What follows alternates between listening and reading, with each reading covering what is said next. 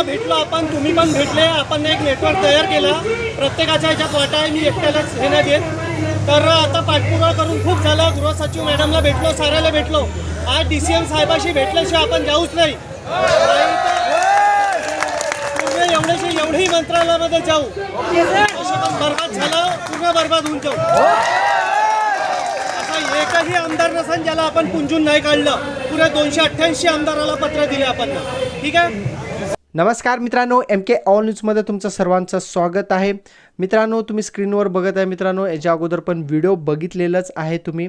तर वयोमर्यादा वाढ मिळण्याबाबत आहे. तर अशी वयोमर्यादा ही वाढ मागत नाहीत की 5 वर्ष 10 वर्ष, तर फक्त लास्ट संधी द्या एवढंच मागणी आहे. तर गेले 3-4 दिवस झाले मित्रांनो आंदोलन चालूच आहे. 6 तारखेला झालं आहे, 7 तारखेला झालं आहे, आता 11 तारखेला पण झालेलं आहे वयोमर्यादामध्ये वाढ मिळण्याबाबत.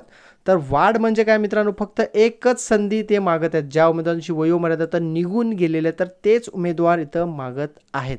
कारण मित्रांनो 2 महिना 1.5 महिना अगोदर जाहिरात प्रसिद्ध झाले असेल तर जवळपास 50 ते 60 हजार उमेदवारांना चान्स मिळालं असतं. आता 50 ते 60 हजार उमेदवार अपात्र ठरलेले आहेत. तर त्याच्यावर पण मी व्हिडिओ बनवलेला आहे.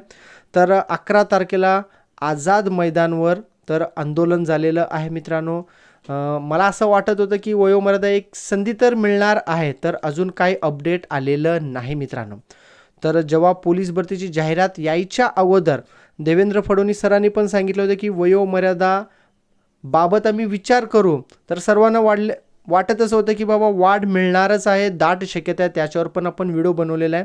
तर देवेंद्र फडणवीस सरांनी पण विचार करायला पाहिजे की लास्ट संधी तर द्यायलाच पाहिजे मित्रांनो.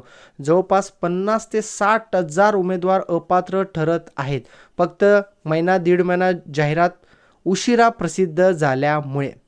तर अजून पण मला असं वाटत आहे की लास्ट संधी मिळणारच आहे. तर याचं प्रॉपर अपडेट आल्याबरोबर मी तुमच्यापर्यंत ही माहिती नक्कीच पोहोचवणार आहे मित्रांनो. आणि तुम्हाला काय वाटतं तुम्ही नक्कीच कमेंट बॉक्समध्ये सांगा. आणि सर्वांनाच वाटणार आहे की संधी मिळायलाच पाहिजे, बरोबर ना मित्रांनो. तर 100% संधी मिळण्याचे चिन्ह दिसून येत आहे आणि संधी मिळणारच आहे मित्रांनो. तर याचा प्रॉपर अपडेट लवकरच येणार आहे. आल्याबरोबर आम्ही तुमच्यापर्यंत ही माहिती पोहोचवणार आहे मित्रांनो. तसेच मित्रांनो पोलीस भरतीला कुठे किती अर्ज येत आहे आपण डेली अपडेट देतच आहे मित्रांनो. तुम्ही तर पोलीस भरतीचा फॉर्म भरला असेल तर तुमचा अर्ज क्रमांकाने मित्रांनो तुम्ही नक्कीच मला व्हॉट्सअपला स्क्रीनशॉट सेंड करा.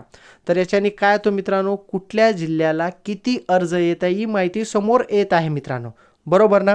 तर तुम्ही पोलीस शिपाई म्हणा, पोलीस शिपाई चालक, SRPF, कारागृह, बँड्समन या पदासाठी फॉर्म भरला असेल तरी चालेल, काही हरकत नाही आहे. तर त्याचा स्क्रीनशॉट सेंड करा. तुम्हाला ब्लर वगैरे सर्व करून टाका, काही अडचण नाही. तसंच टाकले असेल तर पण मी ब्लर करणारच आहे मित्रांनो. ओके, स्क्रीनवर नंबर दिलेला या नंबरला तुम्ही सेंड करू शकता. तसेच मित्रांनो तुम्ही तर माझ्या चॅनलवरती नवीन असाल तर चॅनलला सबस्क्राईब करून घ्या. पोलीस भरतीतला लहानातला लहान अपडेट आम्ही तुमच्यापर्यंत नक्कीच पोहोचवणार आहे. मित्रांनो तुम्ही तर पोलीस भरतीची तयारी करत असाल तर तुमच्यासाठी एक छान आणि जबरदस्त पुस्तक आहे मित्रांनो. 45,000 प्लस जम्बो पुस्तक. तर सिद्धेश्वर हडबे सरांचा पुस्तक आहे मित्रांनो. केवळ हे साधे बुक नाही तर एक स्मार्ट बुक आहे. लेटेस्ट 2023 मध्ये झालेले सर्व प्रश्नपत्रिका यामध्ये समावेश आहे मित्रांनो.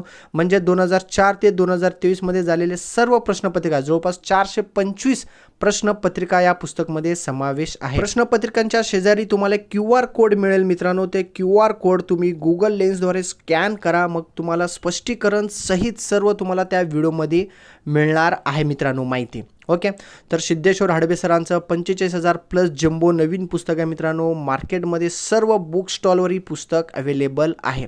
तुम्ही तर पोलीस भरतीची तयारी करत असाल तर तुमच्याकडे पुस्तक असणे अतिशय गरजेचं आहे मित्रांनो.